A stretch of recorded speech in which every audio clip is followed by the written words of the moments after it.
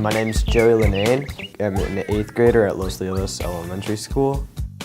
Oh no, I thought, here come those hideous, rumbling machines. I knew this sound very well. It had been going on for the past week, always in the mornings. This was picking week at the Blackberry farm in Monterey, California. Thousands of blackberries surrounded me on large brambles. Most were fully matured berries, but some were just little green berries and others just flowers. The loud rumbling of the tractor carrying the pickers spread fear among the blackberry brambles.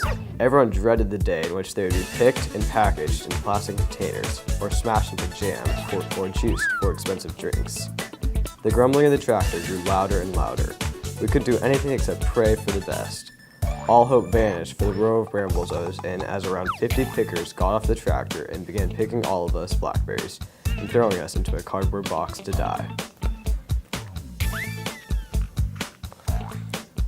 One picker quickly came up to where I was attached to the vines. I prayed he wouldn't see me, but I was the first he saw.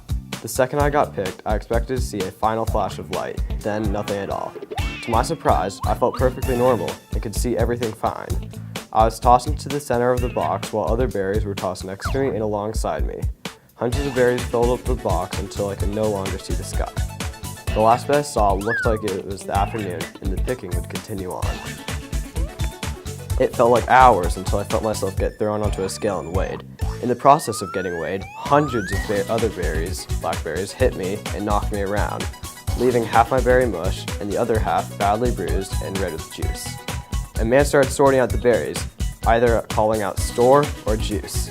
I knew it would happen to me if I would be made into juice. I hoped I would go to the stores, but quietly, in my condition, I knew I was going to a juicer to be made into juice. Juice, called out the sorter. I was picked up and thrown into another cardboard box along with hundreds of other damaged berries. Once again, more damaged berries rained down onto me until I could no longer see the light. A few minutes later, a lid was placed over the top of the box. We were placed in a large truck and sat for what would probably be another few hours. 4 hours later, we were all packed up and the truck began to drive off. 2 hours later, the truck came to a stop. We were lifted out of the truck and brought into an air-conditioned building. We were dumped out onto a flat tray and once again sorted, yet in groups of hundreds for juicing. We were gathered up and scooped into a titanium bowl. Right before we were tossed into the blender to sort the juice from the seeds and pulp.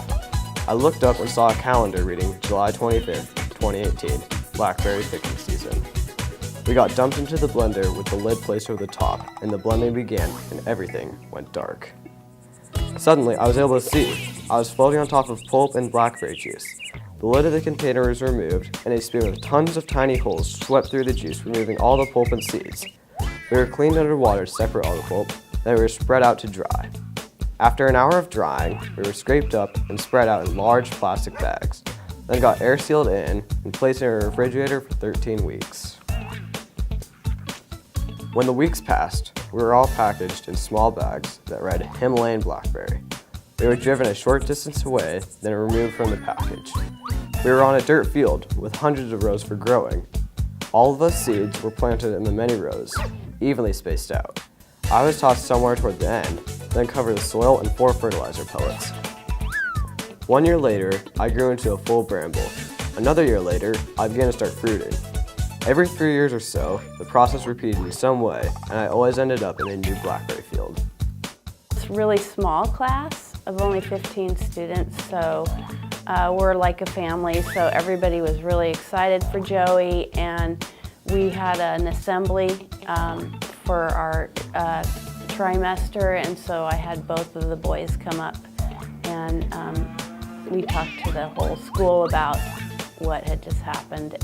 In our, my teacher, last year mainly, we did a lot of stuff on specialty crops and invasive species. So we were kind of learning about those kind of fruits, and I actually didn't pick blackberry for my specialty crop. I picked a lychee. But then for the solar eclipse, we went up to Oregon, and in Oregon there was tons of blackberry brambles just lining the highways. And that was really interesting to me. So when we did this, imagine this essay, I decided to do blackberries from Oregon, and I think we wrote the essay right after I came back from Oregon.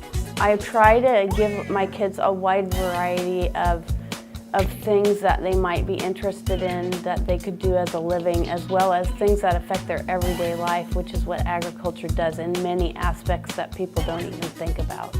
And I didn't know like how big this was. Like I didn't really know the scale it was at. So, but until I learned later, and my school kind of just said it in like our announcements and at an assembly that I had won. So that was pretty cool. And what did your classmates say about it? They all thought it was really cool that I had like won in state, and was wondering like what I was gonna do and like who I'd meet and that kind of thing. Yeah.